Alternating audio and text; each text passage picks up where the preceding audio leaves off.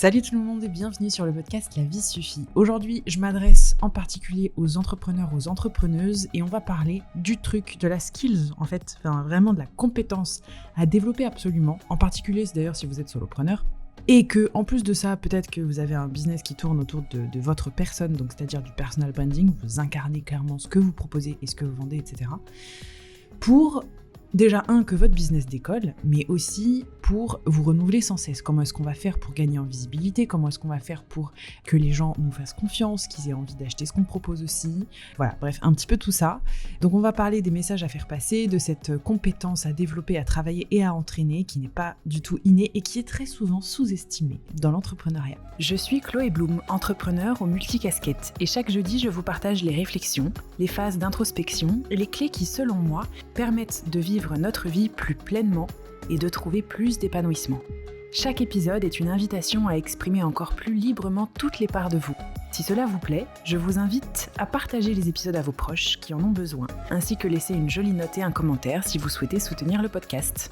Alors salut tout le monde, déjà j'espère que je vous retrouve très en forme, et donc un épisode qui va être dédié particulièrement aux entrepreneurs, qui est parti d'un constat qui est très simple, que je vois, en fait j'arrête pas de voir passer en ce moment.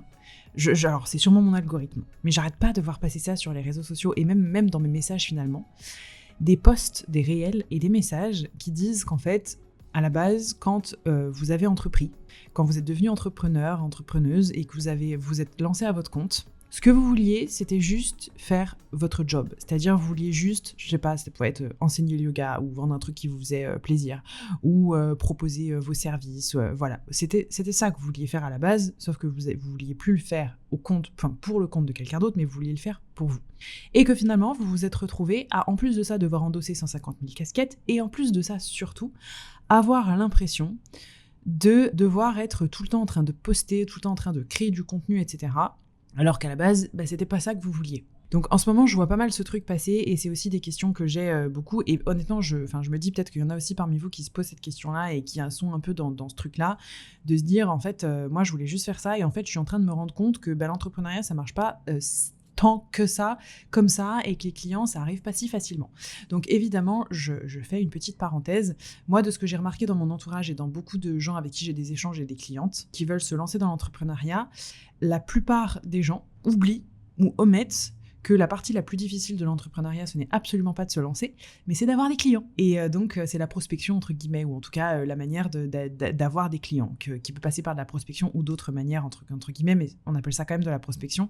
Voilà, en fait, oui, c'est la partie la plus difficile, évidemment, puisque sans clients, pas de chiffre d'affaires, sans chiffre d'affaires, pas d'entreprise, pas d'activité, rien de tout ça. Donc, même si votre but numéro 1, c'est absolument pas forcément l'argent et pas forcément le chiffre d'affaires, ça doit rester quand même le but de votre entreprise de base pour qu'elle puisse vivre, etc. Bon, jusqu'ici, je pense que je vous apprends rien. En tout cas, moi, je remarque que c'est vraiment quelque chose qui est sous-estimé. Et donc, en fait, c'est cette compétence qu'il faut absolument développer, et c'est vraiment, ça, c'est un truc que je répète depuis des années, c'est que c'est pas des diplômes qui vont faire que vous allez avoir, vous allez être une bonne entrepreneur, c'est pas le fait que vous soyez super pro dans votre activité, dans votre manière de faire le boulot qui fait que vous allez être une bonne entrepreneur ou alors que ça va marcher pour vous. En fait, si être compétent dans son travail, ça suffisait à avoir un business qui tourne, tous les gens compétents auraient des business qui tournent. Aujourd'hui, c'est pas le cas. Il y a d'ailleurs même plein de gens qui ne sont absolument pas compétents et qui sont pas bons et qui sont des escrocs, entre guillemets, mais qui ont des business qui tournent parce que ce sont des gens qui sont très bons en termes de business. Donc en fait, ça, c'est déjà juste deux trucs à bien séparer. Jusque-là, je pense que j'enfonce juste des portes ouvertes, mais je pense que ça fait quand même pas de mal d'avoir ce petit rappel-là. Il y a une skills, en fait, une compétence qu'il faut absolument développer quand on est entrepreneur et que c'est peut-être pas effectivement dans votre truc de base, c'est la communication. Donc, soit vous avez le luxe de pouvoir déléguer ça, donc quand je parle de luxe, en fait, je parle d'argent, ou alors, si vous n'avez pas l'argent, mais peut-être que vous avez quelqu'un dans votre entourage qui peut vous aider gracieusement ou quoi que ce soit, pour développer cette communication, etc., franchement, génial. Mais c'est quand même pas le cas de 99% des gens qui se lancent et 99% des gens qui ont un business tout court. Donc en fait, à moins d'avoir ce luxe-là, vous n'avez pas d'autre choix que d'apprendre à travailler sur votre communication. Et donc par la communication, j'entends plein de choses différentes, parce qu'encore une fois, il y a plein de manières de savoir communiquer sur son business. Moi, effectivement, mon expertise, ça va plutôt être la communication organique et pas que organique, donc ça va être sur les réseaux sociaux, en organique en effet, mais ça va être aussi via de la publicité. Donc ça, c'est pas que de l'organique, mais en tout cas, c'est vraiment d'utiliser les médias sociaux et le digital, etc. Effectivement, moi, là, ça va vraiment être mon expertise, mais il y a encore une fois d'autres manières de faire de la communication, d'autres manières de faire du business. Le truc, c'est qu'aujourd'hui, les réseaux sociaux, tout le monde crache dessus.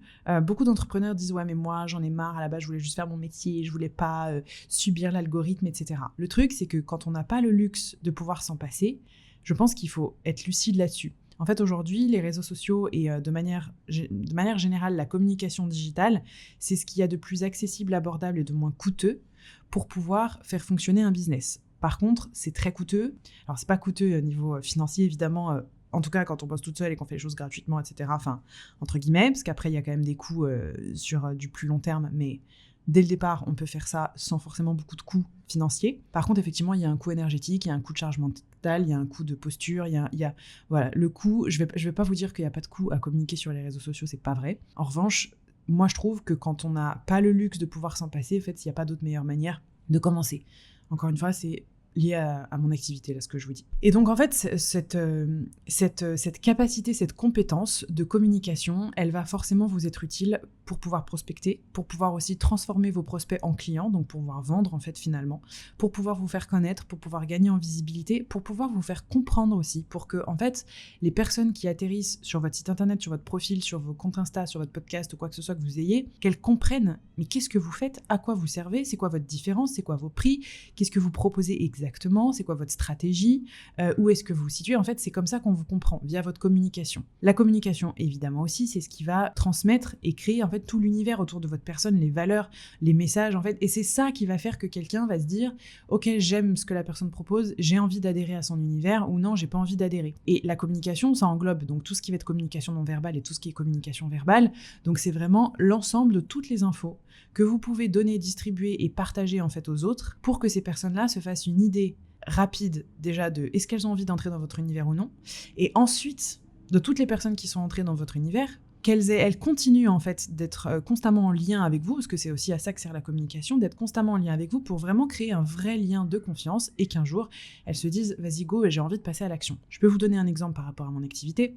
Mon compte Instagram, par exemple, c'est une vitrine. Donc dessus, je partage du contenu. Évidemment, on est très limité en termes de caractère, en termes de rapidité, enfin de temps de vidéo, etc. et de format, finalement.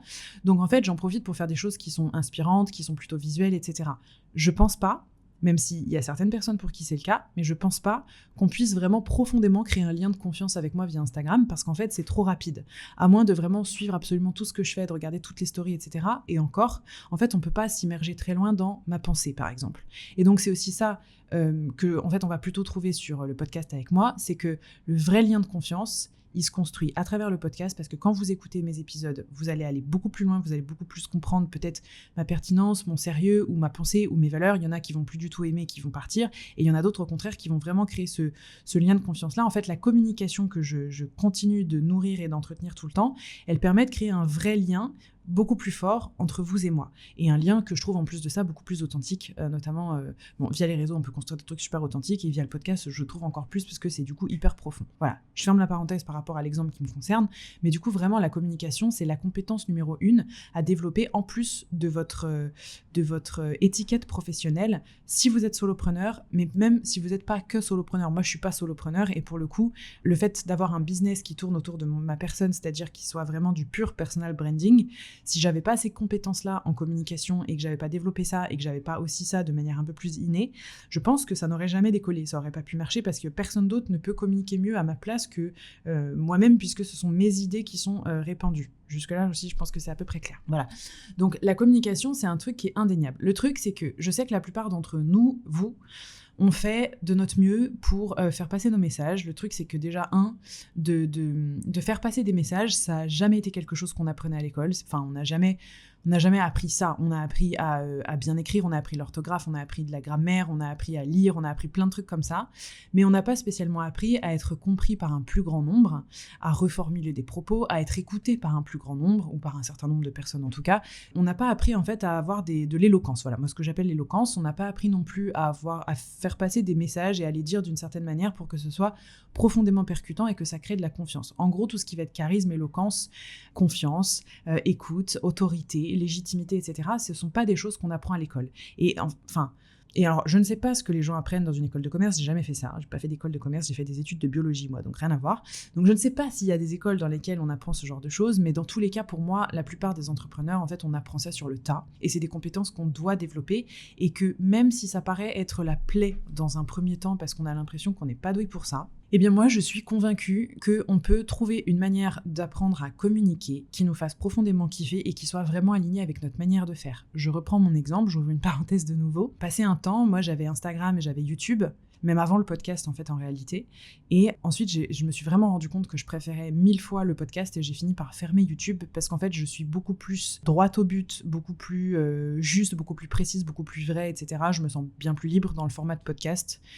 Voilà, que le format YouTube où j'ai l'impression de devoir beaucoup plus me concentrer sur la forme, etc. Et en fait, je kiffe pas, c'est lourd, même la mise en place du setup, de tout ça, ça me paraît lourd, ça me fait pas kiffer. Donc j'ai juste préféré arrêter ça et me concentrer sur un format qui me convient. Mais, je ferme la parenthèse, voilà, parce que c'est pas le truc le plus important. Donc ce que je veux dire, c'est que vraiment, je pense qu'on peut développer une communication qui nous ressemble, et une communication qui soit au service de notre business. Et c'est ça vraiment le truc le plus important, c'est vraiment d'arriver à faire le point et de vous rendre compte, est-ce que votre communication, elle est vraiment au service de votre business? Ou bien est-ce que ça part dans tous les sens?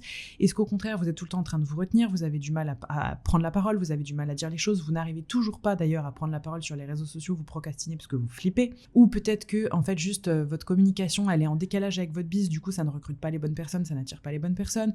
Ou juste, en fait, désolé de dire ça, mais je sais qu'il y a aussi des gens pour qui c'est le cas, votre communication, juste, elle est gênante, entre guillemets, elle est cringe parce qu'elle est has-been, parce que ça va pas, parce que vous en faites trop alors qu'il n'y a pas besoin de...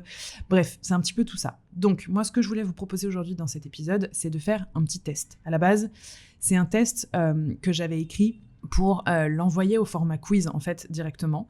Et je me suis dit, écoutez, pourquoi pas faire les deux, n'est-ce pas? Quand on peut faire qui peut le plus, peut le mieux, peut tout ça, peut faire plein de trucs. Donc, ce que j'ai voulu faire, c'est que ce quiz-là, il est aussi disponible en PDF, et je vous le fais faire aussi à l'oral, parce que comme ça, je peux un peu étayer, etc. En gros, donc il va être disponible en PDF parce que lundi 18 mai, du coup, j'organise donc la masterclass qui va être gratuite. J'insiste, vous inscrivez gratuitement, c'est ouvert à tout le monde, à tous les entrepreneurs.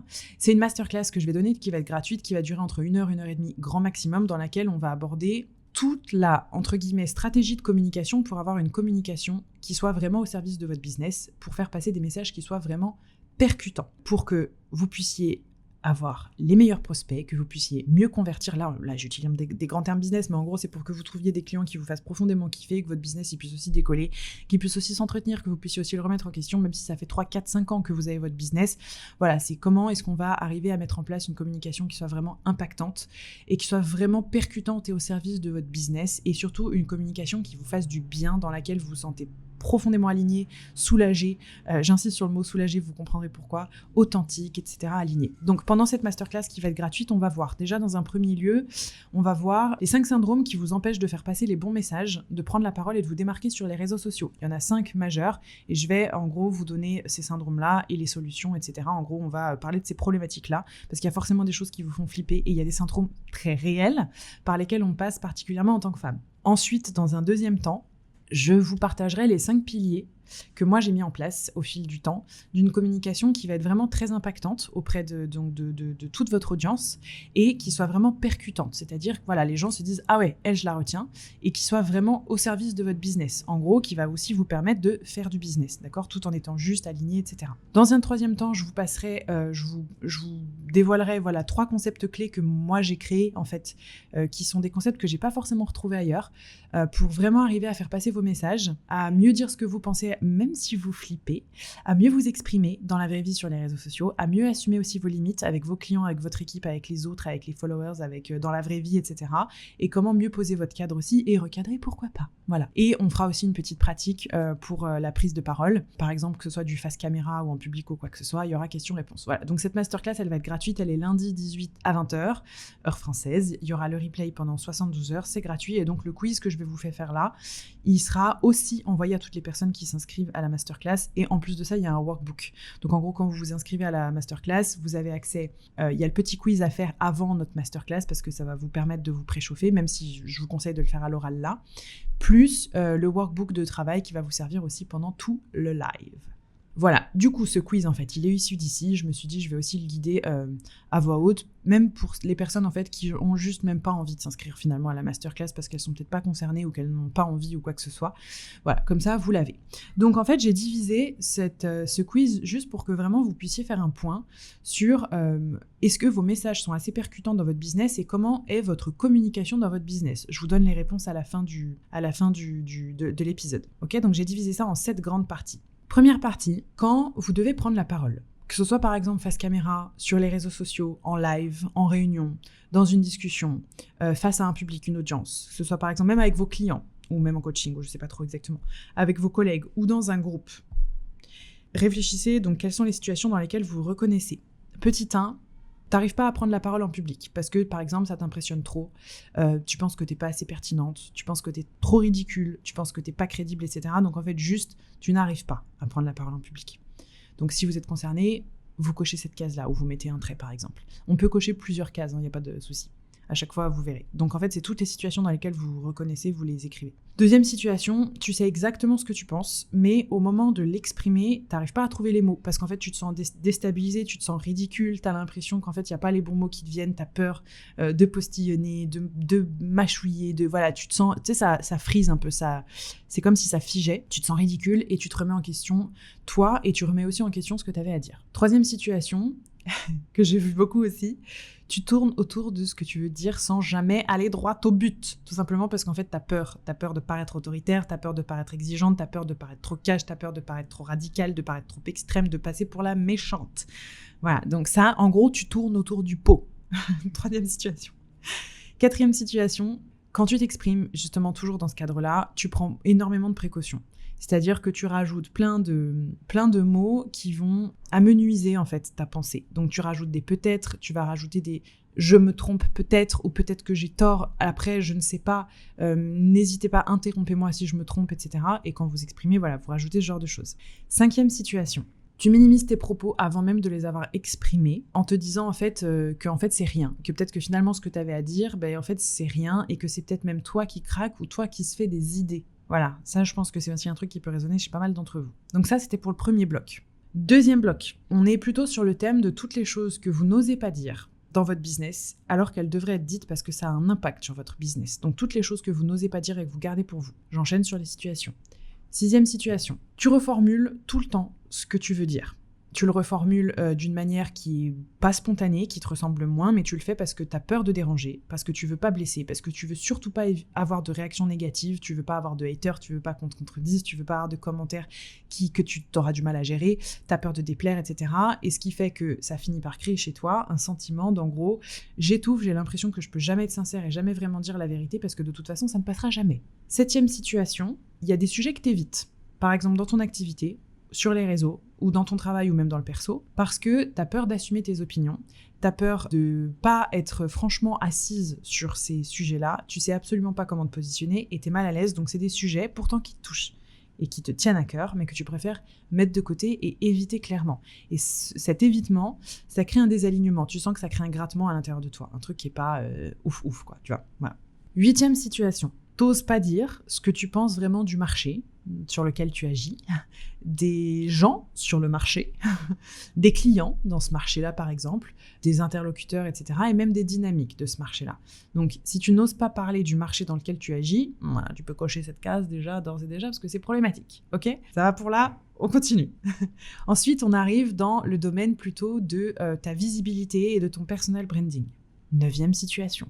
Tu as très peur de t'exprimer sur les réseaux sociaux, tu repousses ce moment, tu le procrastines, etc. parce qu'en fait, juste, ça te terrorise de t'exposer, de t'exprimer sur les réseaux sociaux pour des raisons vraiment que je comprends à 10 000%, vraiment, je rassure.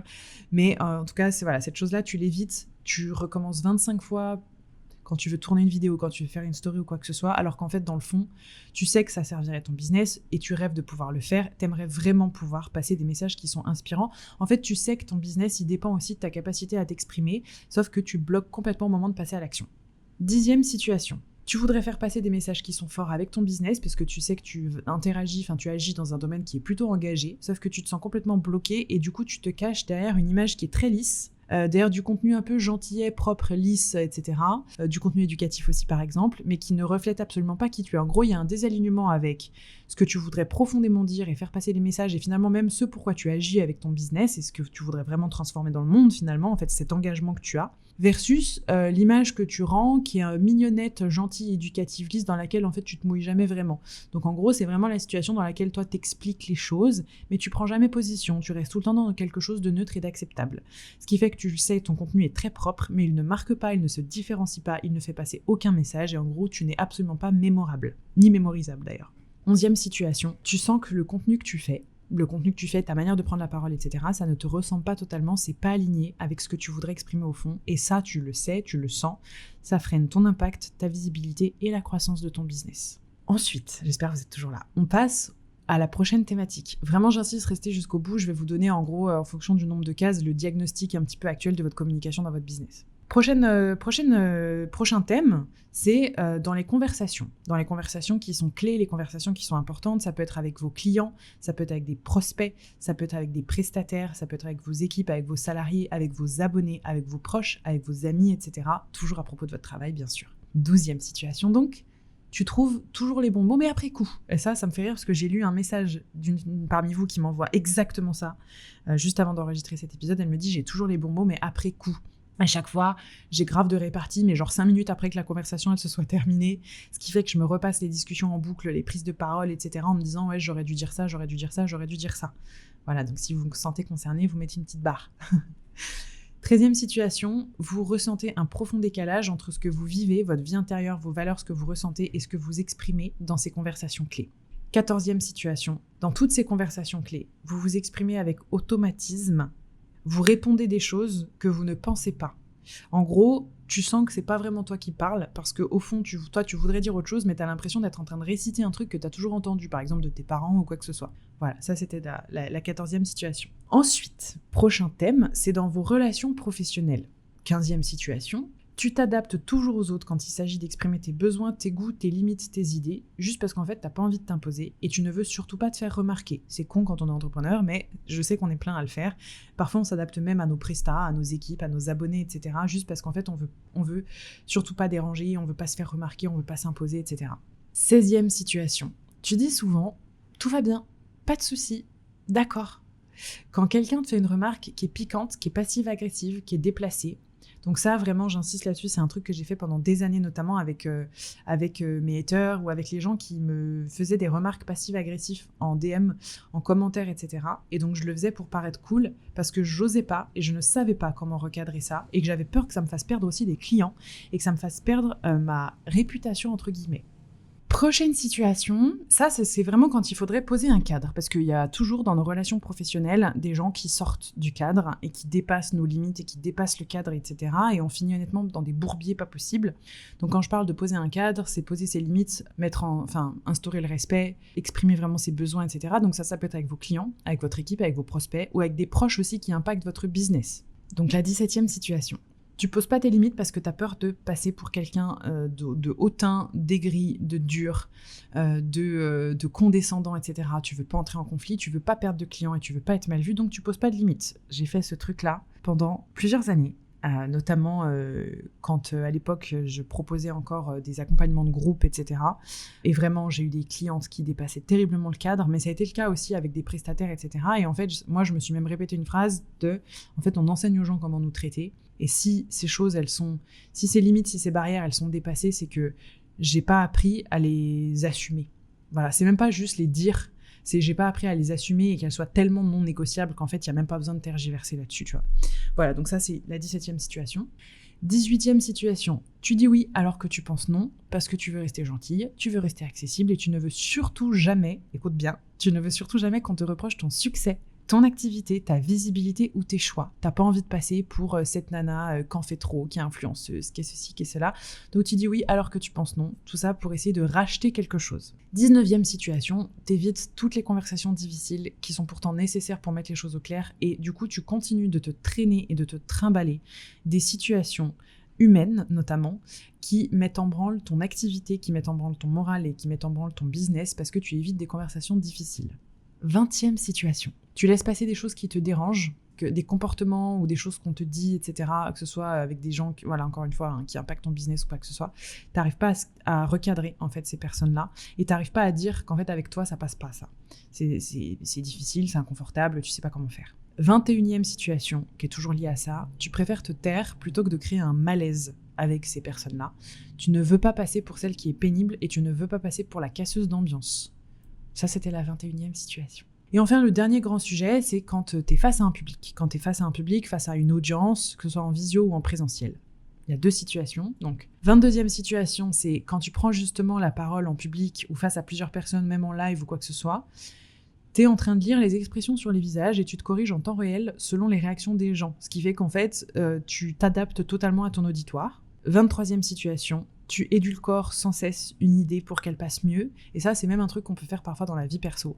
En ajoutant des petits emojis, des petits sourires, des petits, comme je suis en train de faire moi, et des mots rassurants. Ou même, tu peux même changer le timbre de ta voix. Moi, je connais enfin, je la connais pas, mais je suivais une nana qui a des pensées qui sont très dures et assez radicales pour le coup, et qui prend toujours une petite voix mignonnette avec des petits sourires mielleux, etc. pour les faire passer.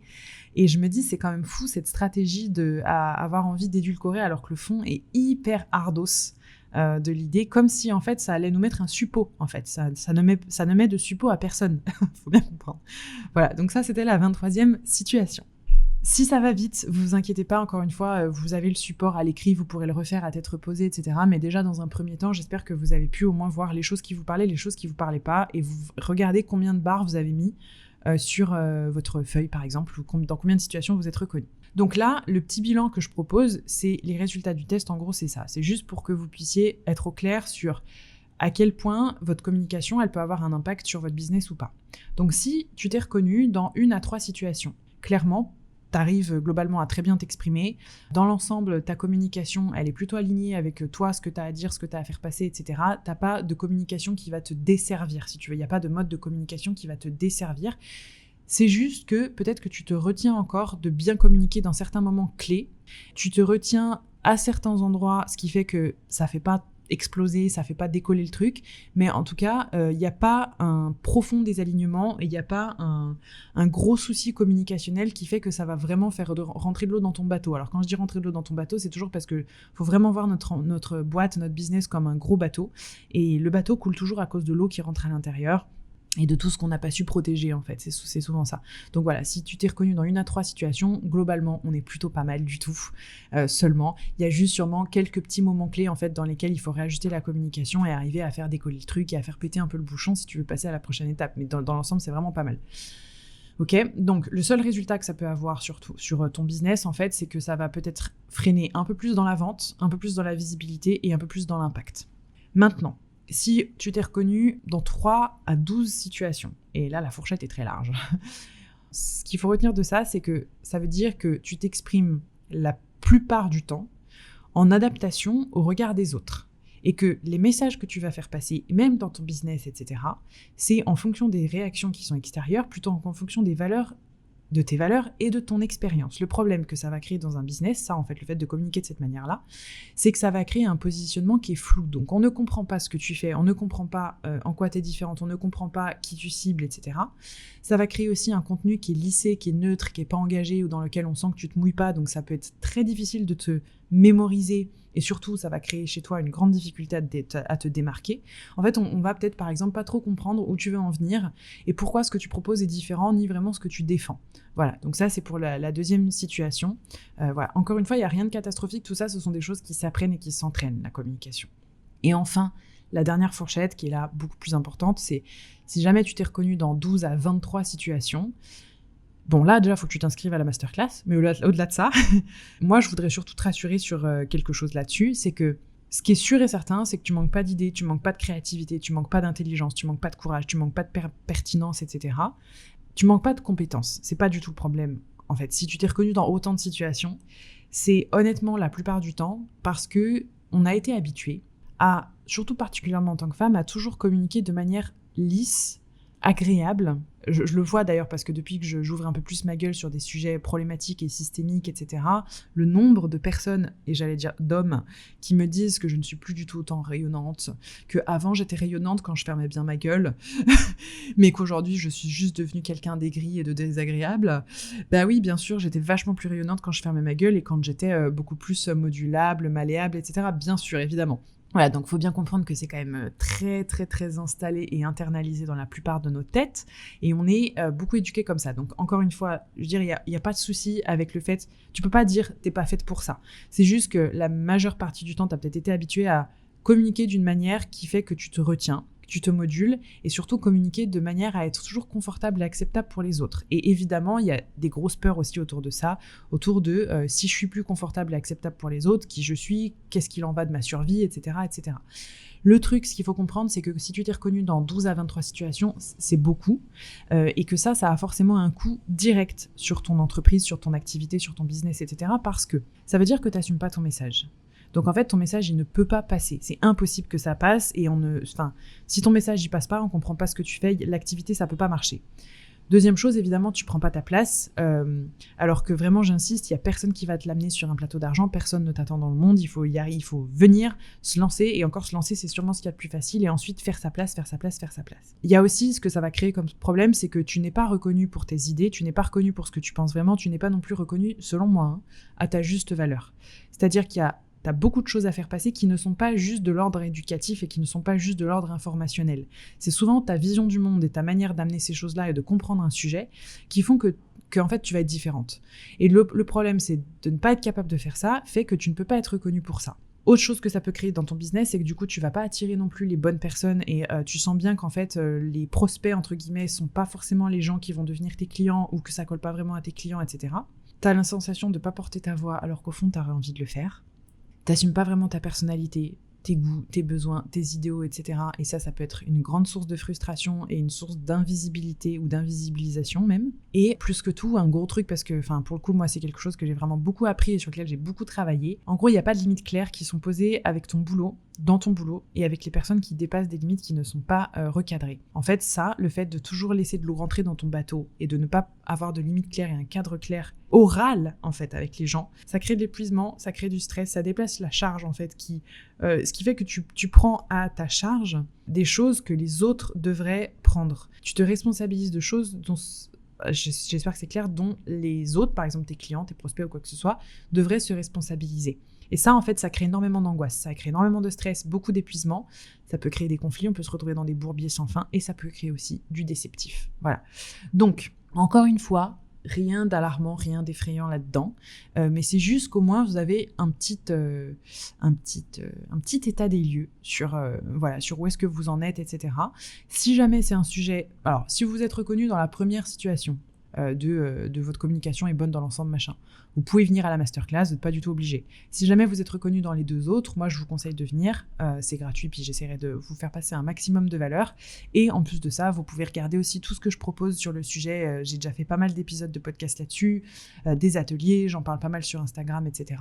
Donc voilà, j'espère en tout cas que c'est un petit quiz qui a pu vous donner, un petit test qui a pu vous donner au moins une manière de vous positionner. Voilà, et vraiment j'insiste là-dessus, de développer votre capacité de communication, c'est vraiment primordial, je crois, de nos jours, dans un monde où justement les codes de communication se réinventent sans cesse, ça change beaucoup, ça bouge beaucoup, on ne peut pas continuer de blâmer l'algorithme pour cela, et pour notre manque de malléabilité, pour notre manque de mise à jour, pour notre manque de communication, on ne peut pas. En fait, c'est à nous de nous mettre à jour parce que les choses ne vont pas aller en s'améliorant dans ce sens-là, ça va continuer de bouger, etc. Voilà, donc autant se mettre à jour.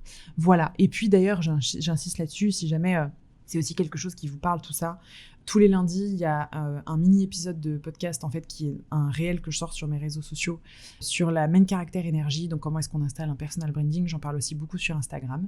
Et voilà. Écoutez, pour la plupart d'entre vous, j'espère que je vous retrouve lundi en masterclass. Je vous embrasse fort, j'espère que ça aura pu au moins vous poser des petites graines par-ci, par-là, et je vous dis à très vite.